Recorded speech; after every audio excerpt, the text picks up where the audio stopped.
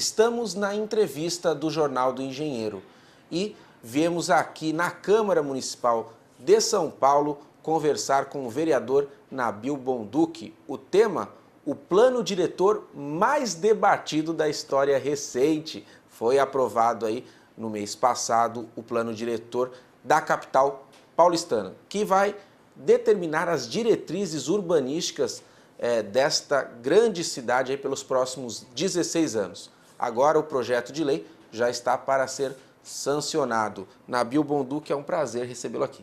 Eu que agradeço o convite e, sem dúvida, é um grande prazer falar com todos os engenheiros do estado de São Paulo.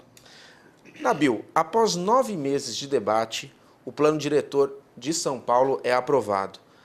Foram 62 audiências públicas, 44 votos a favor, 8 contrários.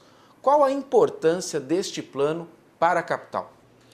Olha, eu acho que não resta dúvida que esse plano é um plano diretor que pode estabelecer as diretrizes para a cidade para os próximos 15 anos.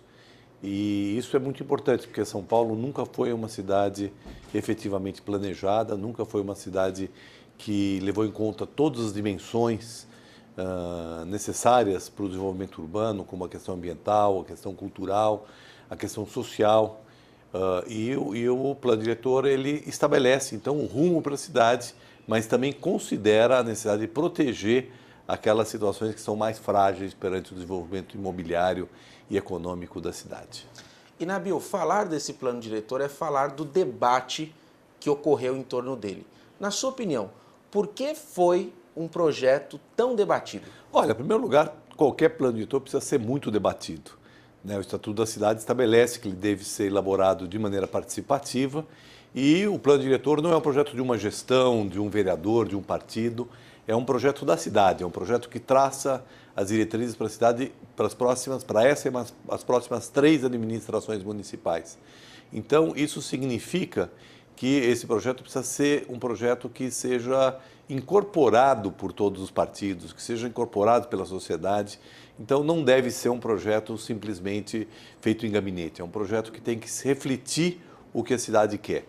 E o trabalho aqui na Câmara não foi só o debate, foi a análise do projeto original, a análise da cidade, de modo a garantir, então, que a gente pudesse ter o melhor projeto. E o projeto foi muito modificado na Câmara, incorporando as sugestões da sociedade, as análises que foram feitas pela Câmara, as que foram feitas por mim também aqui no meu gabinete, pela minha equipe, de modo a que a gente pudesse ter o melhor plano possível para a cidade, obviamente, dentro das diretrizes que estão colocadas hoje na administração municipal.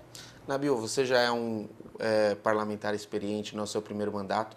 Como você enxerga essa interação com a sociedade civil organizada? Aumentou desde a sua o seu primeiro mandato? Como é que é essa interação? Olha, não resta dúvida que aumentou muito. E já naquele meu primeiro mandato, eu tive só 2 mandatos, este agora e outro de 2001 a 2004.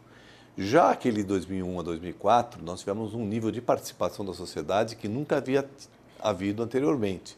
Lembrando que nós tivemos apenas um plano diretor aprovado pela Câmara em 71, na época da ditadura, aprovado no dia 30 de dezembro de 71. Então, numa época realmente onde não havia debate público, não havia participação da sociedade, nenhum, pelo contrário, momento de repressão. E a segunda vez que tramitaram vários planos diretores aqui na casa, mas nunca foram aprovados. Em 88, na administração Jânio Quadros, ele se utilizou de um expediente que existia na época, que era o decurso de prazo. Também era um resíduo da ditadura, ou seja, o projeto vinha em regime de urgência e quando ele não era aprovado em 3 meses, automaticamente ficava aprovado. Então, também não teve debate nenhum. Então, em 2001 já tivemos muito debate, mas agora muito mais, até porque a sociedade também está muito mais exigente, o Ministério Público. Vou lembrar que a tentativa de revisão do plano diretor no governo do Kassab foi paralisada pela Justiça por falta de processo participativo. Então, agora nós tivemos que seguir realmente aquilo que determina, vamos dizer assim, a visão nova de legislação, que a legislação ela tem que passar por um processo de aprovação na Câmara, mas também precisa passar por um processo participativo. Ou seja, estamos juntando a democracia representativa com a democracia participativa, buscando dessa maneira ouvir o máximo possível a sociedade e incorporar o máximo possível daquilo que a sociedade propõe. Você falou a respeito de que não é um projeto de um vereador, de uma Câmara, mas é um projeto aí suprapartidário. Nós chegamos aqui na cidade de São Paulo a esse ponto de amadurecimento, ou seja, cada vez mais termos políticas acima dos partidos, acima de nomes?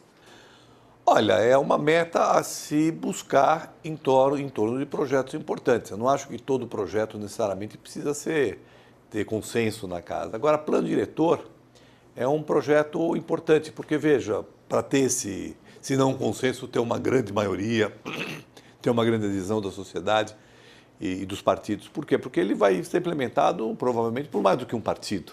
E a pior coisa que pode acontecer para um plano diretor é ele ser muito bom no papel, mas depois ele não virar realidade por falta de implementação. Um plano diretor estabelece diretrizes para várias áreas importantes da administração, como a área de mobilidade, de habitação, de meio ambiente, que exigem ações do poder público. Elaboração de planos setoriais, elaboração de projetos, implementação de intervenções.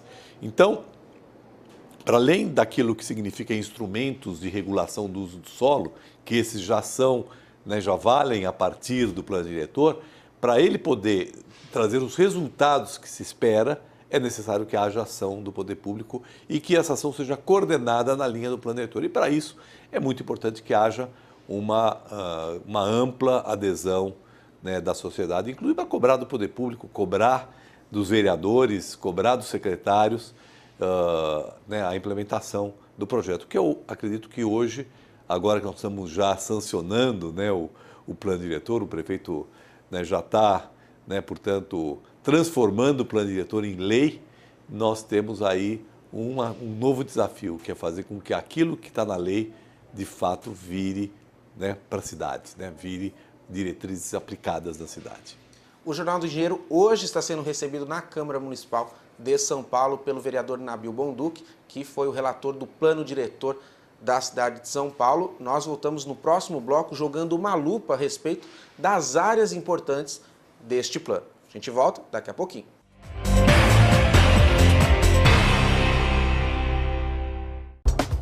Os associados ao CESP contam com uma assessoria jurídica própria, sempre pronta a esclarecer todas as dúvidas. O atendimento é feito de segunda a sexta-feira, das 10 às 18.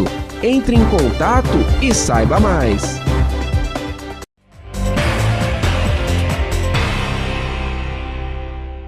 Estamos de volta na entrevista do Jornal do Engenheiro. Hoje, no gabinete do vereador Nabil Bonduki, para aprofundar o tema Plano Diretor de São Paulo. Depois de 9 meses de debate, já foi para a sanção de Fernando Haddad, prefeito da cidade de São Paulo. Vereador Nabil, vamos jogar uma lupa aqui agora a respeito de áreas importantes do Plano Diretor. Por exemplo, a questão habitacional foi extremamente debatida, inclusive o setor organizado da sociedade civil veio à porta da Câmara, veio querer participar, pressionou por votação. Queria que o senhor falasse um pouquinho dessa relação mais direta com os movimentos e também como vai funcionar a questão habitacional na prática.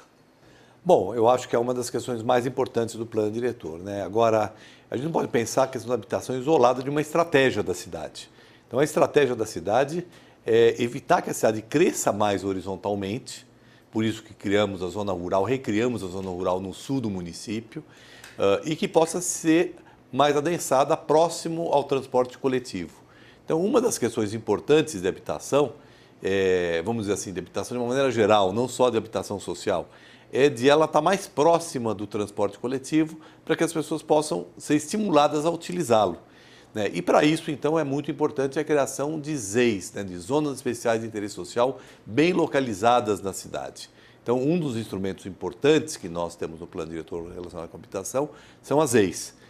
Agora, essas ZEIs são divididas em várias categorias.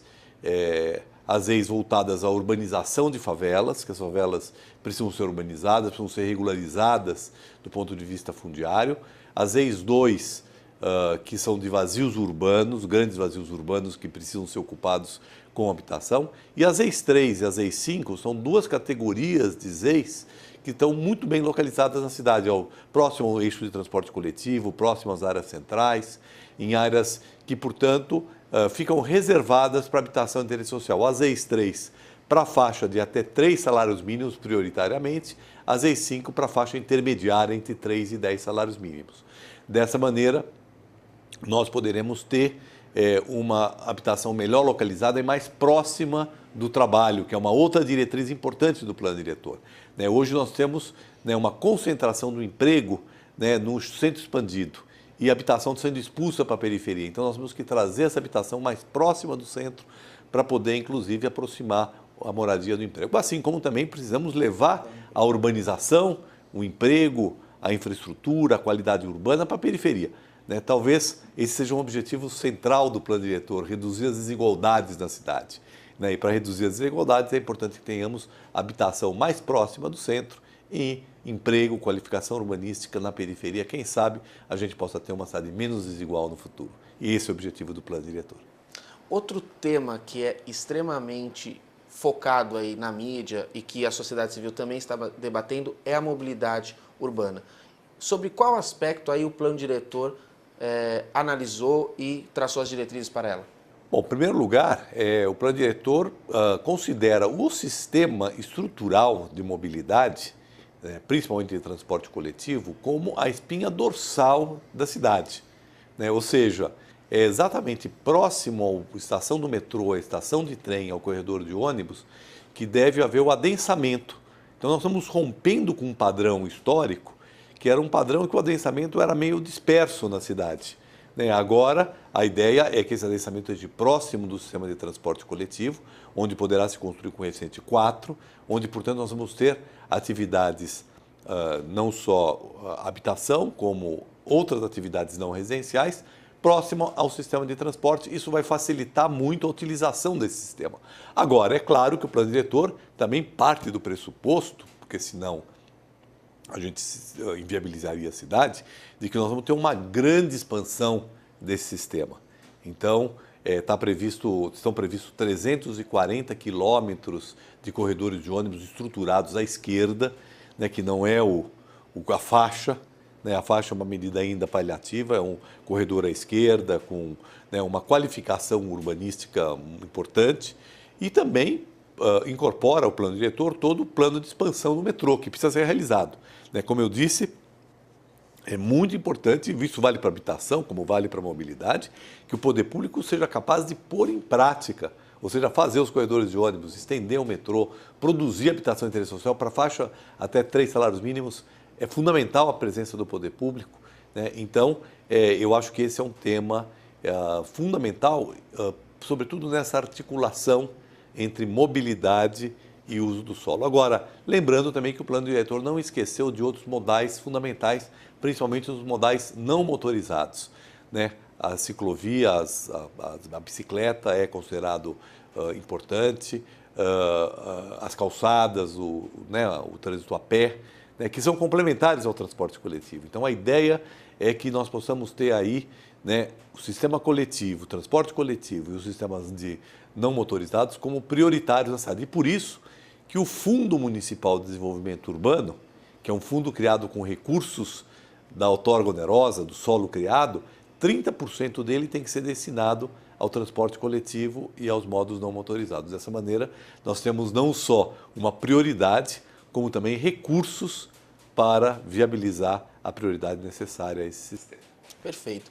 Vereador, instantes finais da nossa entrevista, eu acho que fica também, talvez, a sua orientação para o munícipe que quer acompanhar a feitura desse plano. Quais são os instrumentos que a Câmara, que a Casa dispõe para que a gente possa acompanhar cada passo a passo aí do que é para se fazer, o que está sendo feito? Olha, em primeiro lugar, o plano diretor criou instâncias de participação da sociedade, que é o Conselho Municipal de Desenvolvimento Urbano, que é um conselho composto pela sociedade civil e pelo poder público para debater todas as questões urbanas, inclusive a implementação do plano diretor, o monitoramento do plano diretor.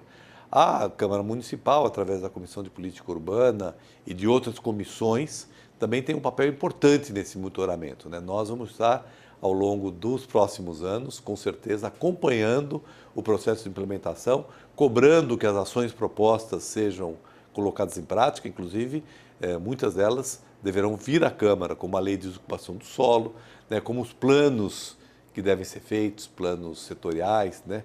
Então, são planos, as operações urbanas, são leis que terão que ser aprovadas pela Casa e, portanto, isso partimos do pressuposto que a Casa vai estar acompanhando permanentemente este processo. Agora, não resta dúvida que o papel das entidades da sociedade civil, né, como os sindicatos de engenheiros, né, outros movimentos, entidades, é muito importante. Quer dizer, a sociedade precisa estar acompanhando também, né, de modo a que o poder público seja também, né, fiscalizado, né, por aqueles que estão na sociedade civil, né? E o Conselho de Política Urbana é importante, né, mas, né, nós temos muitas outras instâncias da sociedade e acredito que o Sindicato de Engenheiros será um ator importante nesse processo. Perfeito.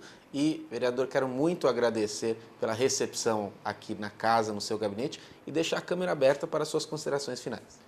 Olha, eu queria dizer que foi uma grande aventura, uma grande emoção participar desse processo do plano diretor, porque ele, na verdade, não é como eu falei aqui, ele é um projeto construído a 1000 vozes e a 1000 mãos, né? E poder, como relator, ter sistematizado esse desejo coletivo num projeto que vai orientar uma cidade que é tão sofrida, com tantos problemas, sem dúvida nenhuma, foi uma tarefa assim muito dignificante do trabalho legislativo, que também mostra que a Câmara de Vereadores, que o Legislativo pode cumprir um papel muito importante na cidade. Nós, muitas vezes, temos visto, né, um desgaste, né, do Legislativo no país, um desgaste dos representantes da sociedade, e acho que o plano diretor, com a transparência que foi feita, ouvindo a sociedade, comunicando com a sociedade através de meios de comunicação de massa, né, podendo sistematizar, né, esse processo todo num projeto, numa lei agora aprovada, mostra que nós podemos ter um futuro melhor na nossa representação política. Vereador, muito obrigado. Viu? Eu que agradeço e estamos à disposição para outras vezes falar com os sindicatos, com os engenheiros aqui do Estado de São Paulo. E você quer saber mais notícias a respeito do desenvolvimento da sua cidade, do seu estado e do seu país?